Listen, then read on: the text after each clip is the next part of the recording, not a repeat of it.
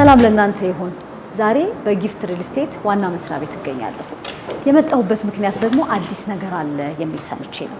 ቤት ሁላችንም እንዲኖረን እንፈልጋለን። ግን ዋናው ጥያቄ ቤት ስንገዛ ከማን እንግዛ፣ ታማኝነቱ ምን ያህል ነው የሚለው ነው ትልቁ ጥያቄ። ከጊፍት ሪል ስቴት ቤት የገዙ ሰዎች ማህበረሰብ ሆነው ተገንብተው አብረው እየኖሩ እንደሆነ ሰምተናል። እዚህ ዋናው መስሪያ ቤት ስመጣ አቶ ብርቁ ይርጋ በጊፍት ሪል ስቴት የማርኬቲንግ እና የሽያጭ ክፍል ኃላፊ ናቸውና ከእሳቸው ጋር ቆይታ ላደርግ ነው። ቤት መግዛት የሚፈልግ ሰው ከጊፍት ሪል ስቴት ቢገዛ ምን አይነት ጥቅም ያገኛል? ከጊፍት ሪል ስቴት ማህበረሰብ ጋር ብንቀላቀል ቤቶቹ፣ መንደሮቹ፣ ማህበረሰቡ ምን አይነት አገልግሎቶችን እያገኘ ነው የሚለውን ዛሬ አብረን ቆይታ አድርገን ግንዛቤ እንወስዳለን። ከኛ ጋር እንድትሆኑ በአክብሮት ጋብዛለሁ።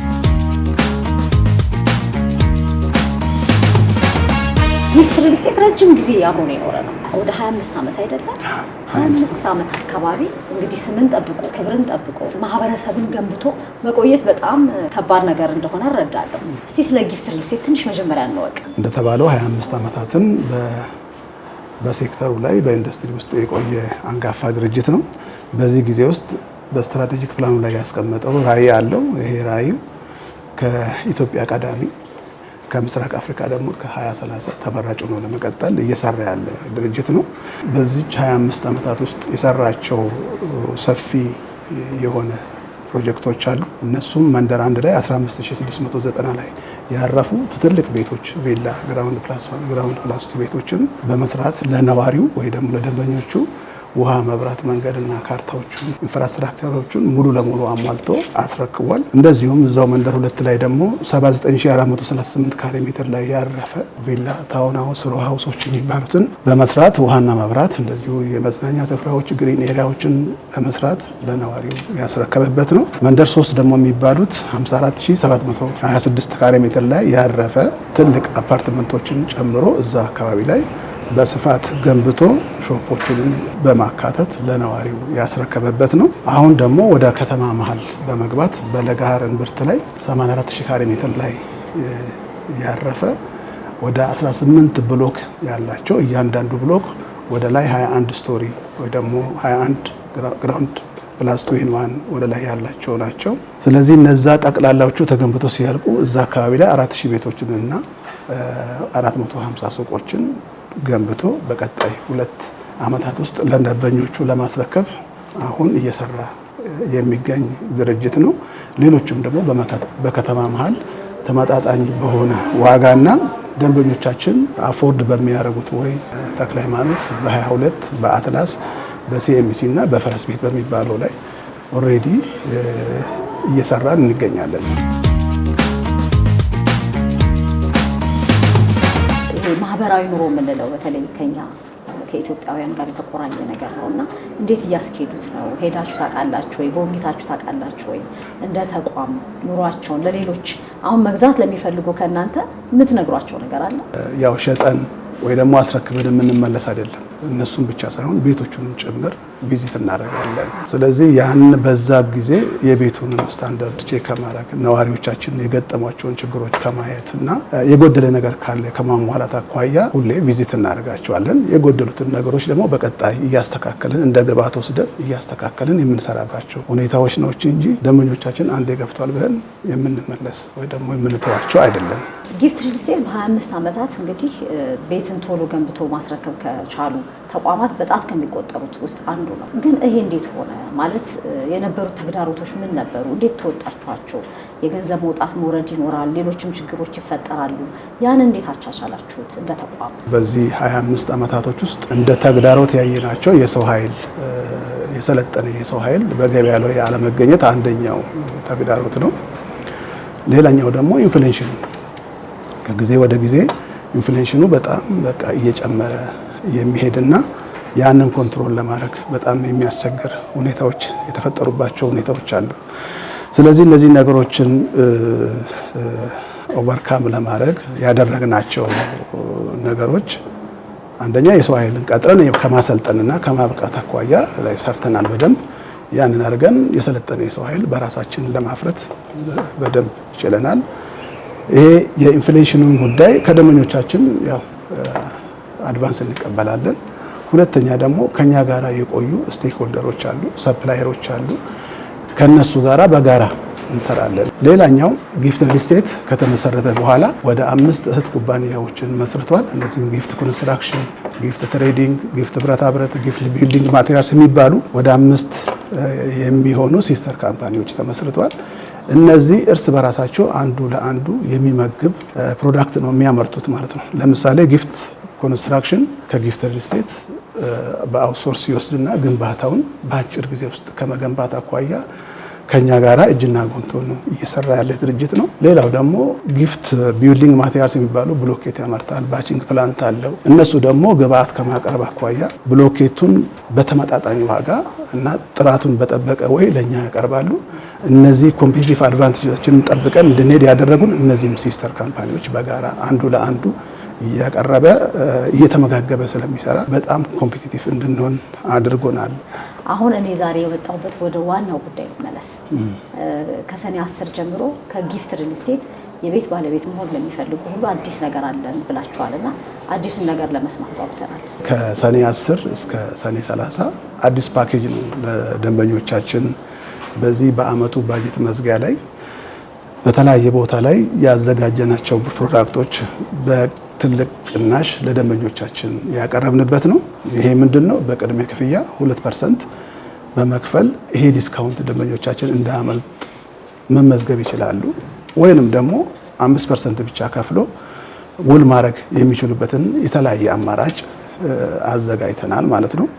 ዲስካውንቱ ደግሞ እስከ 18 በመቶ የሚደርስ ቅናሽ እንሰጣለን ማለት ነው። በዚህ ጊዜ በአሁኑ ካምፔን እስከ 1000 ቤቶችን ነው ያዘጋጀ ነው። እሱም በለጋሃር፣ በተክለ ሃይማኖት፣ በ22 በሲኤምሲ፣ በአትላስ እና በፈረስ ቤት በ6 ሳይቶች ላይ የተለያዩ አይነት ቤቶችን ፕሮግሬሳቸውም እንደዚሁ የተለያዩ 80% የተገነቡ ቤቶችን ጭምር ያዘጋጀንበት ስለሆነ ደንበኞቻችን እንዳያመልጣቸው ይህንን እድል እንዲጠቀሙ ያው እንጋብዛቸዋለን። ግን ምን አይነት ቤቶች አሁን 5% ተቀማጭ 18% ደግሞ ቅናሽ ወይም ዲስካውንት የተደረገባቸው ቤቶች ማለት ነው በተለያየ ሳይት ላይ። ስለዚህ ምን አይነት ቤቶች ከምን እስከ ምን ድረስ ነው ያሉት? ቤቶቹ እንግዲህ ያሉት ከባለ 1 መኝታ እስከ ባለ 3 መኝታ በተለያዩ ሳይቶች ላይ እነዚህ በሙሉ አቬይለብል አድርገን አዘጋጅተናል ማለት ነው። ስለዚህ እነዚህ ቤቶች በአፓርትመንት ደረጃ አሉ። እንደዚሁም ደግሞ ታውን ሃውስ፣ ቪላ፣ ግራውንድ ፕላስ 1 እንደዚህ የሚፈልጉትም ደግሞ መንደር 3 የሚባሉ ቦታ ላይ ግቢያቸው ለብቻ የሆነም ቤቶች እንደዚሁ ያዘጋጀን ስለሆነ እነዚህም በሙሉ መጠቀም የሚችሉባቸው ሁኔታዎች ናቸው ያሉት። ምን ምን መሰረተ ልማቶች አሏቸው? እንግዲህ አሁን ለጋሃር ላይ ስንመለከት 84000 ካሬ ሜትር ነው ለግንባታ የተቀበልነው። ከ84000 ካሬ ሜትር ላይ 21000ውን ለኮመን ኤሪያ ነው። ምን ማለት ነው? መዋለ ህጻናት አለበት፣ ጂምናዚየም አለበት፣ ግሪን ኤሪያ አለ፣ ወክ የሚደረግበት ኤሪያ 21000 ካሬው ኮሚኒቲው የሚጠቀምባቸው ቦታዎች ናቸው። አቶ ብርቁ እንግዲህ ከልምድ የቤት ግንባታ ላይ ረጅም ዓመት እንደመቆየታችሁ በማህበረሰብ ግንባታ በቤት ብቻ ሳይሆን ትኩረት እንደማድረጋችሁ ማህበረሰቡ የቤት ባለቤት መሆን ለሚፈልገው በሙሉ ቤት ሲገዛ ምን አይቶ ይግዛ ብላችሁ ትመክራላችሁ? አንደኛ ያ ሪል ስቴት የሚገዙበት ሪል ስቴት ከዚህ ቤት ሰርቶ ያስረከባቸው ነገሮች አለ ወይ ፕሮፋይሉን ማየት በደንብ ያስፈልጋልና በሴክተሩ ላይ በኢንዱስትሪ ላይ ምን ያህል ቆይቷል፣ በቆየባቸው ጊዜያቶች ደግሞ ምን ያህሉን አስረክቧል የሚለውን አንደኛው ፕሮፋይሉን ማየት በደንብ ያስፈልጋል ብዬ እላለሁኝ። ሁለተኛው ከድርጅቱ ጋር ሲነጋገሩ ያ ድርጅት የሚሸጠው ቦታ የራሱ እንደሆነ ማረጋገጥ ያስፈልጋል። ያ ቦታ የራሱ ነው ወይ እየሸጠ ያለው የሚለውን ነገር አንደኛ ዶክመንት ህጋዊ ሰነድ መጠየቅ ያስፈልጋል። ከአልሚውም መጠየቅ ይቻላል። ከዛም ባሻገር ደግሞ ከመንግስት አካላት ያንን ዶክመንት ክሮስ ቼክ ማድረግ ቢችሉ የተሻለ ይሆናል ብዬ የማስበው እሱ ነው። ያ የራሱ ነው ወይ የሚለውን ነገር ማረጋገጥ በደንብ ያስፈልጋል። ሁለተኛ ውል ሲዋዋሉ ያ ውል እኛ ጋር የመጣ ደንበኛ ከጊፍት ሪል ስቴት ጋር ነው የሚዋዋለው። የጊፍት ሪል ስቴት ሰነድ ነው የምናቀርብለት እና ሌላውም ጋር ልክ ከዛ አልሚ ድርጅት ጋር ሲያወራ ከራሱ ጋር እንደተዋዋለ ውሉንም ቼክ ማድረግ ያስፈልጋል። ከዛ ጋር ነው ደረሰኙንም ሲቀበል ከዛው አካል ጋር ነው ወይ ያን ደረሰኝ የተቀበልኩት ብሎ እነዚህን ነገሮችን ካረጋገጠ በኋላ መግዛት ይችላል ብዬ ነው ብሎ በራሴ አድቫይስ። ወደ ጊፍት ሪል ስቴት መጥተው ቤት የሚገዙ ሰዎች ምን የተለየ ነገር ያገኛሉ? አከፋፈሉ ቀለል ያለ ነው። 2% ማለት በጣም ትንሽ ነው። 300 ሺህ 400 ሺህ ብር ከፍሎ እስከ 18 በመቶ ዲስካውንቱን ተጠቃሚ የሚሆንበት እድል አለው። ሁለተኛ ደግሞ ሀብት ይዟል ማለት ነው። ትልቅ ሀብት ነው የያዘው።